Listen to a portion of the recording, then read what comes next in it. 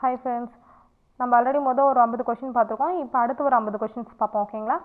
51வது question என்ன, கப்பலை நிலையாக ஒரு இடத்தில் நிறுத்தி வைக்க உதவும் உறுப்பு நங்கூரம். நம்மளுக்கு எல்லாமே தெரியும். இந்த சுக்கான்கிறது திசை திருப்ப பயன்படுது. கூம்புங்கிறது அந்த கப்பலோட ஒரு பகுதியை தான் கூம்புன்னு சொல்லுவோம். ஓகேங்களா? அடுத்து குறுக்கு மரத்தின் பெயர், கப்பலின் குறுக்கு மரத்தை பருமல் சொல்லுவோம். குறுக்கு பகுதியில் தான் பருமலாக இருக்குது அப்படிங்கிற மாதிரி ஞாபகம் வச்சுக்கோம். ஓகேங்களா? அடுத்து நெக்ஸ்ட் கொஷின் 53rd கொஷின், கப்பலில் பயன்படுத்தப்படும் ஒரு கருவியாக கப்பல் சாஸ்திரம் கூறும் நூல் சமுக்கு. கப்பல் சாஸ்திரம் அப்படிங்கிற நூலில் கப்பலில் பயன்படுத்தப்பட்ட பகுதியாக எதை குறிப்பிட்றாங்கன்னா சமுக்குங்கிறத தான் குறிப்பிட்றாங்க. எறாங்கிறது அடிமரம், பருமல்ங்கிறது அந்த குறுக்கு பகுதி சொன்னோம் இல்லையா, அது. ஓகேங்களா? அடுத்து நெக்ஸ்ட் கொஷின் நம்பர் 54. ஓகேங்களா? 54, ஒருமை பன்மை பிழையற்ற தொடர் எதுன்னு கேட்டிருக்காங்க. ஏனையோர் புறமுதுகு காட்டி ஓடி பிழைத்தனர். ஏனையோர்னா நிறைய பேர், அப்போ பிழைத்தனர்னு வரும். பிழைத்தது அப்படிங்கிறது ஒரு அக்ரிணையை காட்டுது. பிழைத்தது அக்ரிணையை காட்டுது. பிழைத்தான்ங்கிறது ஒருத்தர் தான் காட்டுது. பிழைத்தாருங்கிறதும் ஒருத்தர் தான் காட்டுது. ஆனால் மரியாதை நிமித்தமாக காட்டுது. அப்போ பிழைத்தனர்ங்கிற பன்மையில் காட்டுறது இது ஒன்று தான். ஸோ இதுதான் ஆன்சர். ஓகேங்களா? அடுத்து 55th கொஷின், வன்மை. வன்மைனா பொறுத்த சொல்லியிருக்காங்க. ஓகேங்களா? வன்மை அப்படின்னா வலிமை அந்த மாதிரி ரிலேட்டடா. மேதைனா அந்த கொஷின் பார்ப்போம். மேதைனா அறிவு நுட்பம், புரைனா குற்றம், மெய்னா உடம்பு, வன்மைனா ஈகை, அந்த மாதிரி தான். ஓகேங்களா? இதுக்கு ஆப்ஷன் வன்மைனா ஈகை. சொன்னதெல்லாம் சரியா இருக்கா? வன்மைனா ஈகை, வன்மைனா ஈகை, மேதைனா அறிவு நுட்பம், புரைனா குற்றம், மெய்னா உடல். ஓகேங்களா? ஆப்ஷன் சி தான் இதுக்கு ஆன்சர். அடுத்து கொஸ்டின் நம்பர் 56, முகில் அப்படின்னா மேகக்கூட்டம், காலன் அப்படின்னா யமன், மெத்த அப்படின்னா மிகவும், சேகரம்னா கூட்டம். ஓகேங்களா? இதுக்கு ஆப்ஷன் சி தான் சரி. அடுத்து 57th கொஸ்டின், பொலம்னா அழகு, பொலம்னா அழகு, கல்லுனா மலை, மல்லல்னா வளம், செருனா வயல். இதுக்கு ஆப்ஷன் பி தான் ஆன்சர். அடுத்து சொல் பொருள் பொறுத்துக்க. ஈரம்னா இரக்கம். உன் மனசுல ஈரம் இல்லை அப்படின்னு கேட்பாங்களா, அந்த ஈரம்னா இரக்கம். நாணம்னா வெக்கம், வெக்கப்படுறாங்க, ரொம்ப நாணமோ வெக்கமோ அந்த மாதிரி கேட்பாங்களா, நாணம்னா வெக்கம். முழவுனா அது ஒரு இசைக்கருவி. முழவுனா அந்த முரசு மாதிரி இருக்கும், அது ஒரு டைப்பு. செஞ்சொல்னா திருந்திய சொல். ஒரு சொல்ல கரெக்டாக திருந்தினதுக்கப்புறம் அதை தான் அது செஞ்சொல்னு சொல்லுவோம். அதுக்கு ஆப்ஷன் சி. ஓகேங்களா? பிழை திருத்துதல். ஓர், இது ரெண்டுத்தையும் சரியாக அமைக்கணும். இந்த ஒருங்கிறத எங்கே யூஸ் பண்ணுவோம் அப்படின்னா, இது உயிரெழுத்து அல்லாத சொற்களுக்கு. உயிரெழுத்தில் ஆரம்பித்தா அதை ஓர்னு போட்டு எழுதணும். பாருங்களேன், ஃபஸ்ட்டு இருக்க ஆப்ஷன் எடுத்துக்கிறேன். நம்ம ஆன்சர் பார்க்காம ஆப்ஷன் மட்டும் பார்ப்போம். ஒரு இரவும் ஒரு பகலும் சேர்ந்து ஓர் நாள் அப்படின்னு கொடுத்துருக்காங்க. ஆனால் எப்படி வரணும் அப்படின்னா, இந்த மாதிரி ஒரு உயிரெழுத்து முதல்ல ஆரம்பிக்குதுன்னா அந்த உயிரெழுத்துக்கு தான் ஓர் வரணும். இப்படி ஒரு மெய் எழுத்து ஆரம்பிச்சுன்னா அதுக்கு பக்கத்தில் ஒரு வரணும். உயிர்மெய் மெய் ஏதோ ஒன்று. ஓகேங்களா? இப்போ இந்த இடம் உயிர்மெய்ங்கிறதுனால ஒருன்னு தான் வரணும். இப்போ அதே மாதிரி கீழே இருக்க ஆன்சரில் இருக்கான்னு பாருங்க. உயிரெழுத்துங்கிறதுனால ஓர் வருது, உயிர்மெய்ங்கிறதுனால ஒருன்னு வருது, இதுவும் உயிர்மெய்ங்கிறதுனால ஒரு வருது. ஸோ அப்போ இதுதான் ஆன்சர், ஆப்ஷன் டி. ஓகேங்களா? உயிரெழுத்துனா ஒரு வார்த்தை உயிரெழுத்தில் தொடங்குச்சு அப்படின்னா அதுக்கு முன்னாடி ஓர் அப்படிங்கிற ப்ரிஃபிக்ஸ் வரணும். அதுவே அந்த வார்த்தை உயிர்மெயில் தொடங்குச்சுன்னா அதுக்கு முன்னாடி ஒருங்கிற ப்ரிஃபிக்ஸ் வரணும். ஓகேங்களா? அடுத்து கொஸ்டின் நம்பர் 60, அதே மாதிரி தான் ஒரு ஓர். பாருங்களேன், நான் சொன்னது சரியாக சொல்லியிருக்கேனான்னு பாருங்கள். அழகிய அப்படிங்கிறது உயிரெழுத்தில் ஆரம்பிக்குது, ஸோ ஓர். குலம்ங்கிறது உயிர்மை, அப்போ அப்போ சரியாக தான் சொல்லியிருக்கேன். அப்போ ஆப்ஷன் பி தான் இதுக்கு ஆன்சர். ஓகேங்களா? அடுத்து கொஸ்டின் நம்பர் 61, சரியான பதிலை தேர்ந்தெடுத்தெழுதுக. பிழை திருத்துதல். ஒரு உலகம், ஏற்கனவே சொன்னதில் எது சரியாக வருது? ஒரு உலகம் கிடையாது, ஓர் உலகம் வரணும். ஏன்னா இது உயிரெழுத்து, ஓர் உலகம் வரணும். ஸோ இது கிடையாது. ஓர் நண்பன் இல்லை, ஒரு நண்பன். ஏன்னா இது உயிர் மெயில் ஆரம்பிக்குது, ஸோ இதுவும் தப்பு. உயிரெழுத்து ஆரம்பிக்கிறதுனால ஓர் உயிர், ரைட்டு. ஒரு உயிர் கிடையாது, ஓர் உயிர், அப்போ இது தப்பு. அப்போ ஆப்ஷன் சி தான் ஆன்சர், ஓர் உயிர். அடுத்து சரியான தொடரை தேர்ந்தெடுத்ததுக்கு 62வது கொஸ்டின், பொருள் எனும் சொல்லுக்கு அழகு அணி. பொருள் எனும் சொல்லுக்கு அழகு அணி. அடுத்து பொருள் அணி எனும் சொல்லுக்கு அழகு, அணி என்னும் சொல்லுக்கு அழகு என்பது பொருள். இந்த மாதிரி ஒரு வாக்கியத்தை மாற்றி கொடுத்துருவாங்க. அந்த வாக்கியம் எந்த மாதிரி சென்டென்ஸ் அமைச்சா சரியாக இருக்கும் அப்படின்னு பார்க்குறோம். இந்த எல்லாத்தையும் படித்து பார்த்தாலே நம்மளுக்கு கரெக்டாக தெரிஞ்சிடும். இதுக்கு ஆப்ஷன் சி. ஓகேங்களா? அடுத்து 62, இதுவும் அதே மாதிரி தான் எழுதணும். விருந்தோம்பல் முதன்மையானது தமிழர்களின் பண்பாட்டு கூறுகளில். இந்த மாதிரிலாம் படித்து பார்த்தா நம்மளுக்கே தெரியும் தப்பாக இருக்குன்னு. தமிழர்களின் பண்பாட்டு கூறுகளில் விருந்தோம்பல் முதன்மையானது, ஆப்ஷன் டி தான் இதுக்கு சரியான ஆன்சர். அடுத்து அதே மாதிரி தான் எழுதணும். அடுத்த கொஸ்டினும் சரியான தொடரை தேர்ந்தெடுத்துக்க. இதனால் இவன் முடிக்கும் என்றாய்ந்து அதனை அவன் கண் விடல். குரல். ஓகேங்களா? அப்போ இதுதான் இது ஃபர்ஸ்ட் ஆப்ஷன் ஏ தான் இது சரியான ஆன்சர். ஒருமை பன்மை பிழையற்ற தொடர் எழுதுக. ஏற்கனவே இது வந்து ஒரு இது இருக்கு எப்படின்னா, ஒருமையில் ஆரம்பிச்சுன்னா ஒருமையிலே முடியணும், பன்மையில் ஆரம்பிச்சா பன்மையிலே முடியணும். அவன் வந்தாள் அப்படின்னு சொல்லக்கூடாது, அவன் வந்தன அப்படின்னு சொல்லக்கூடாது, அவர்கள் வந்தது அப்படின்னு சொல்லக்கூடாது, அவர்கள் வந்தார்கள், அவன் வந்தான், அவள் வந்தாள், அந்த மாதிரி சொல்லணும். ஓகேங்களா? இது பாருங்களேன், இதில் பழம் ஃபர்ஸ்ட்லேருந்து ஒன்று ஒன்றா பார்ப்போம். இது பழம் அல்ல, இவை பழங்கள் அன்று. இது பழம் அல்ல, ஒரே ஒரு பழத்தை காட்டு தான் இதுன்னு சொல்லுவோம், நிறைய பழம் தான் இவைன்னு சொல்லுவோம். ஓகேங்களா? இது பழம் அல்ல, அல்ல ஒற்றையில் வந்து அல்லன்னு சொல்ல மாட்டோம், அன்றுன்னு சொல்லுவோம். இவை பழங்கள் அன்று. ஓகேங்களா? அப்போது இது ரெண்டும் ஒரு இடத்துல ஒருமையும் இன்னொரு இடத்துல பன்மையும் வந்திருக்கு. இது பழம் அன்று, இவை பழங்கள் அல்ல. ஒற்றைனா அன்றுன்னு சொல்லுவோம். இப்போ தான் நான் சொன்னேன்னா ஒற்றைப்படையில் வருது அப்படின்னா அதை அன்றுன்னு சொல்லுவோம். அதுவே பன்மையில் வருது, ஒருமையில் வராமல் பன்மையில் வந்துச்சுன்னா அது அல்லன்னு சொல்லுவோம். ஓகேங்களா? இது ரெண்டுமே பொருந்துற மாதிரி இது ஒரு ஆப்ஷன் தான் இருக்கும் பாருங்களேன், இன்னொரு ஆப்ஷனில் இருக்கும், ஆனால் அது ரெண்டுமே வேறு மாதிரி இருக்கும். இது பழம் அன்று. ஓகே, இது சரியாக இருக்குது. இவை பழங்கள் இல்லை கிடையாது, அல்லன்னு வரணும். ஸோ அது தப்பு.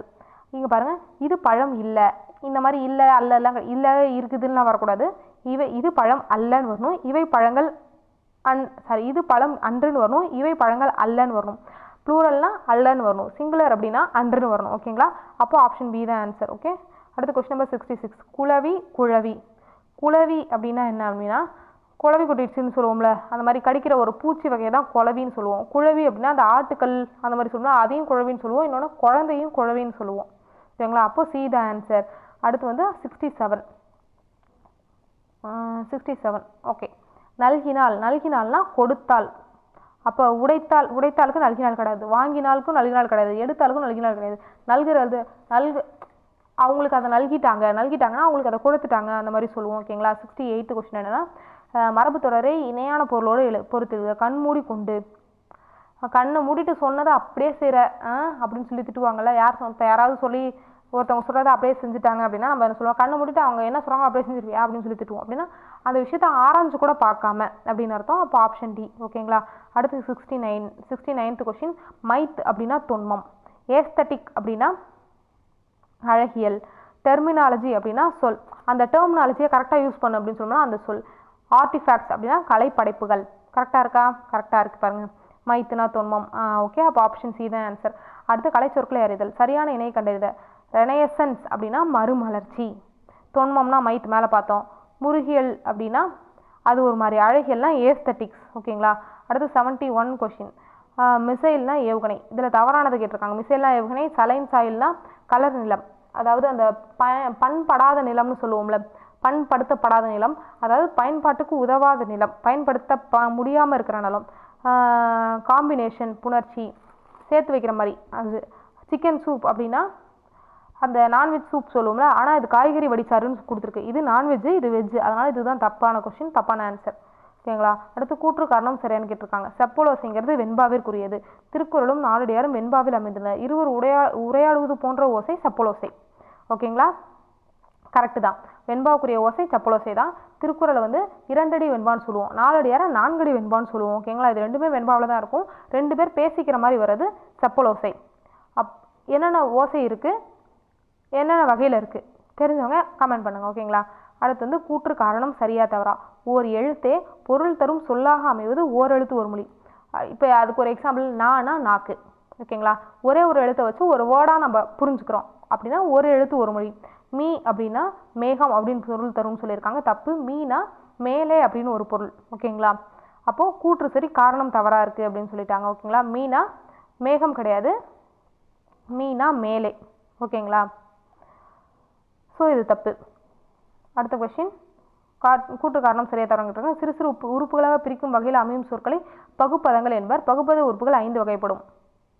இப்போ பார்க்கலாம் பாருங்களேன். சிறு சிறு உறுப்புகளாக பிரிச்சா நம்ம மேக்ஸில் கூட சொல்லுவோம்ல, பகுப்பதம் பகாப்பதம், அதே மாதிரி தான் தமிழ்லையும் பகுப்பதம் பகாப்பதம்னு இருக்குது.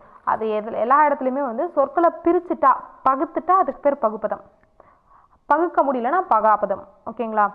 இதில் வந்து பகுப்பதம் அப்படின்னா சொற்களை சிறு சிறாக பிரிச்சுட்டா பகுப்பதங்கள். ஸோ கூற்று சரி. அடுத்து காரணம். பகுப்பத உறுப்புகள் 5 வகைப்படும். பகுப்பத உறுப்புகள் நிறைய வகைப்படும். பேசிக்காக 3 சொல்லுவோம், பகுதி விகுதி இடைநிலைன்னு 3 சொல்லுவோம். ஓகேங்களா? அதனால் கூற்று சரி, காரணம் தவறு. குரில் நெடில் மாற்றம் அறிந்து பொருள் வேறுபாடு சரியானதை கண்டறிக.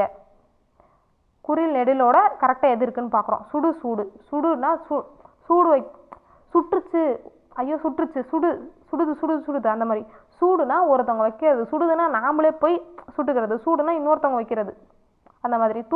சுட்டுக்கிட்டது சுடுது, சூடுனா தீக்காயம் ஏற்படுறது, இன்னொரு இடத்துல போய் வேற யாரோ பண்ணுறதுனால அந்த மாதிரி கூட வச்சுக்கலாம். ஓகேங்களா. அடுத்து வந்து குரில் நெடில் வேறுபாடு அறிந்து பொருள் எழுதணும். தொடு தோடு, தொடுறது, டச்சிங் சென்ஸை தொடு, தோடுனா அணிகலன், நம்ம காதில் போடுவோம்ல ஸ்டட் அது. அடுத்து வந்து இரு பொருள் தருக. அது அணினா அழகு ஒன்று இருக்குது, அப்புறம் அணி இலக்கணம் ஒன்று இருக்குது, அணி கலன் ஒன்று இருக்குது, இந்த மாதிரி நிறைய சொல்லலாம். ஓகேங்களா. கோ அமைச்சர் இதெல்லாம் வந்து மன்னனுக்கு சொல்லுவோம், இசைனா புகழ்னு சொல்லுவோம், அவ்வளோதான். ஓகேங்களா. அடுத்து வந்து இருபொருள் தருக. திங்கள்னா மாதம் சந்திரன், வாரத்தில் ஒரு நாள் அந்த மாதிரி கூட சொல்லலாம். ஓகேங்களா. சூரியன் ஞாயிறுனா கதிரவன்னு சொல்லுவோம். மேன்மை பெருமைனா சிறப்புன்னு சொல்லலாம். கிழமை பசு அப்படின்னா அது ரெண்டும் தனித்தனி பொருள். ஓகேங்களா. தாரணி, தாரணியில் தரணின்னு வரணும். இருபொருள் தருக. தரணினா வையம் உலகம். ஓகேங்களா. அடுத்து அப்துல் கலாம் அவர்கள் இந்தியாவின் உயரிய விருதான பாரத ரத்னா விருது பெற்றவர். பொருத்தமான காலம் அமைத்தல். இது வந்து எந்த காலத்துக்குரியது? இறந்த காலமா, நிகழ்காலமா, எதிர்காலமா? பெற்றவர் ஏற்கனவே வாங்கிட்டாரு, இப்போ வாங்கிக்கிட்டு இருக்கல, ஏற்கனவே வாங்கிட்டாரு, இதுக்கப்புறமும் வாங்க போகிறதில்ல. ஸோ ஏற்கனவே நடந்த ஒரு விஷயத்த சொல்லும்போது அது இறந்த காலம்னு சொல்லுவோம். அப்போ ஆப்ஷன் டி. ஓகேங்களா. அடுத்து கொஸ்டின் நம்பர் 81. அடைப்புக்குள் உள்ள சொல்லை தகுந்த இடத்தில் சேர்க்க. கொதி, சோறு கொதி வந்தது. ஏரி கொதி நிரம்பியது. சோறு கொதித்து வந்தது, ஏரி கொதித்து நிரம்பியது, வானில் கொதித்து இடித்தது, கடலில் கொதித்து அடித்தது. போட்டு பார்க்குறோம், நம்மளுக்கு நல்லாவே தெரியுது சோறு தான் கொதித்து வந்தது. ஸோ ஆப்ஷன் ஏ தான். அடுத்து எலிவலை டேஷ் தனி விலை வேணும். அந்த நம்மளுக்கு ஒரு லெசனில் வந்து பழமொழிலாம் கொடுத்துருப்பாங்க, அந்த அடைப்புன்னு சொல்லுவாங்க, பழமொழிகள்லாம் சொல்லியிருப்பாங்க. எப்படின்னா இந்த பாடி பாடி குத்துனாலும் பதற அரிசி ஆகுமா, அந்த மாதிரி பழமொழியெல்லாம் கொடுத்துருப்பாங்க. அதில் இருந்து ஒரு கொஸ்டின் கேட்டிருக்காங்க பாருங்களேன். எலிவலை ஆனாலும் டேஷ் வலை வேண்டும். எலிவலை ஆனாலும் சின்னது தான், ஆனாலும் தனியாக ஒரு வலை வேணும் அப்படிங்கிற மாதிரி, தனியாக நமக்குன்னு சின்னதாகவே இருந்தாலும் நமக்குன்னு இருக்கணும் அப்படிங்கிற மாதிரி மீனிங் இருக்கிற மாதிரியான ஒரு பழமொழி தான் இது. அதான் எலிவலை ஆனாலும் ஆகையெல்லாம் கிடையாது, ஆனாலும் தனி வலை வேண்டும். அடுத்து 83 கொஸ்டின். நீ படிக்கலன்னா ஊரில் யாரும் மதிக்க மாட்டாங்க, நீ பள்ளிக்கூடம் போய் நல்லா படிச்சுக்க.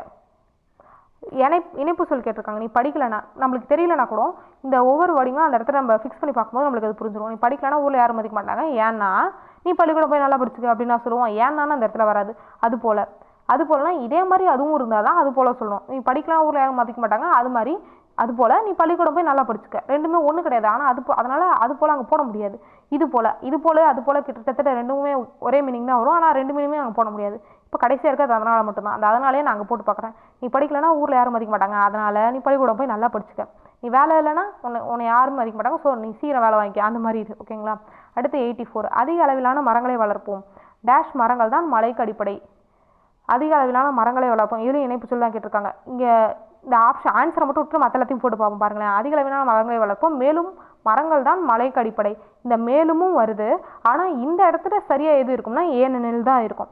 அதிக அளவில் மரங்களை வளர்ப்போம், அதனால் மரங்கள் தான் மழைக்கு அடிப்படை. மரங்கள் தான், அந்த தான் வந்து அதனால் வரக்கூடாது. இந்த தான் வந்து அழுத்தனா அந்த அதனால்ங்கிறது வந்து சரியாக வரலை, கண்ணப்பின்னான் அந்த வார்த்தை வந்து மீனிங் கொடுக்குது. அதிக அளவில் மரங்களை வளர்ப்போம், ஆகையால் மரங்கள் தான் மழைக்கு அடிப்படை. இந்த ஆகையாலும் இதுக்கு சரியாக பொருந்தலை. இந்த 3 ஆப்ஷனுமே பொருந்துற மாதிரி இருக்குது, ஆனால் அதில் பர்ஃபெக்டாக பொருந்துறது ஏனெனில் தான். அதிக அளவில் மரங்களை வளர்ப்போம், ஏனெனில் மரங்கள் தான் மழைக்கு அடிப்படை. இது பாருங்கள், இது கரெக்டாக பர்ஃபெக்டாக பொருந்திருக்கு. அப்போ ஏனெனில் தான் ஆன்சர். ஓகேங்களா. டேஷ் சொற்களை பேச வேண்டும். என்ன சொற்களை பேச வேண்டும், எப்படிப்பட்ட சொற்களை பேச வேண்டும், எதற்கு பேச வேண்டும், யாது சொற்களை பேச வேண்டும், இந்த மாதிரி. நார்மலாக என்ன சொற்களை பேச வேண்டும்னு கேட்க மாட்டோம், என்ன சொல்லை பேச வேண்டும், இந்த மாதிரி தான் கேட்கணும். ஓகேங்களா. அப்படி இல்லைனா கூட இது என்ன சொற்களை அப்படிங்கிறத விட எப்படிப்பட்ட சொற்களை அப்படிங்கிறது தான் இதில் சரியாக இருக்கும். ஸோ எப்படி தான் ஆன்சர். ஓகேங்களா. கண்டிப்பாக வழிவிட வேண்டிய வாகனங்கள் யாவை. வாகனங்கள் அப்போ ப்ளூரலில் வந்திருக்கு. இங்கே ப்ளூரலில் இருக்க ஒரே வார்த்தை யாவை தான். யாவைக்கு சிங்குலர் யாது இல்லாட்டி எது. ஓகேங்களா. அடுத்து வந்து மனிதனின் மனம் கலங்க காரணமாக அமைவது யாது. மனம்னா ஒன்று தான், அப்போ யாது. எவைனா பல இது வந்துடுது. என்ன அப்படின்னா அதுக்குரிய ரீசன் கேட்குறாங்க. யாருன்னா ஒரு பர்சனை சொல்கிறோம், அப்போ யாதுங்கிறது சிங்குலரை மீனிங்காக குறிக்கிற ஒரு அக்ரிணை மாதிரியான ஒரு பொருள், அந்த மாதிரி அதை யாதுன்னு சொல்லுவோம். ஓகேங்களா. அடுத்து சரியான காலத்தை தேர்ந்தெடுத்தது. இதில் இருக்கிறதுல இந்த உள்ளார இருக்கிற காலமும் வெளியில் இருக்க அவங்க கொடுத்துருக்க காலமும் எதில் சரியாக இருக்குன்னு பார்க்குறோம். லாஸ்ட்லேருந்து வருவோம், ஆன்சரை விட்டுட்டு மற்ற எல்லாத்தையும் பார்ப்போம். அங்கு வருவீர்கள், அங்கு வருவீர்கள்.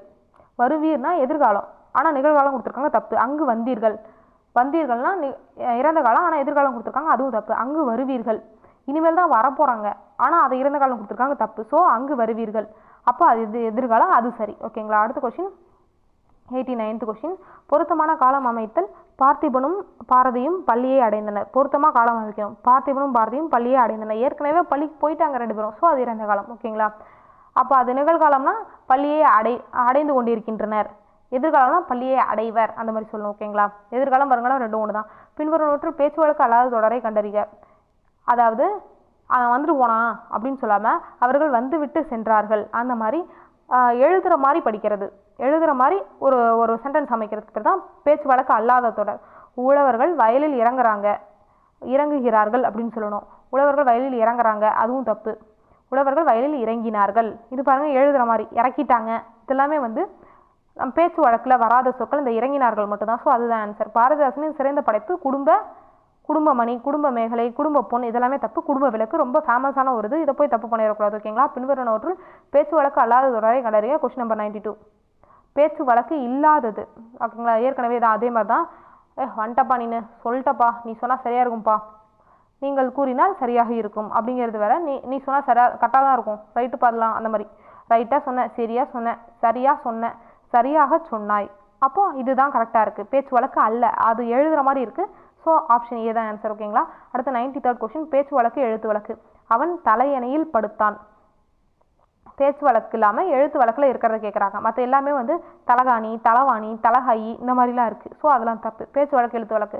இப்போ அவங்க பேச்சு வழக்கில் ஒரு வார்த்தையும் இப்போ எழுத்து வழக்கில் ஒரு வார்த்தையும். விளக்கு ஏற்றிட்டியா அப்படின்னு கேட்பாங்களே, அது விளக்கு இல்லை, விளக்கு ஏற்றிட்டியா, அந்த மாதிரி கேட்கணும்.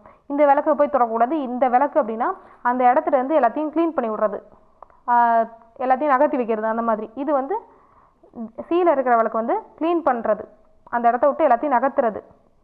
இந்த விளக்கு வந்து நம்ம சாமிக்கு ஏற்றுவோம்ல, அந்த மாதிரியான விளக்கு. ஓகேங்களா. அடுத்து வந்து 95th கொஸ்டின். சரியான நிறுத்தற் குறியீடுகளை எழுதுக. இப்படியும் நடக்குமா என்ன?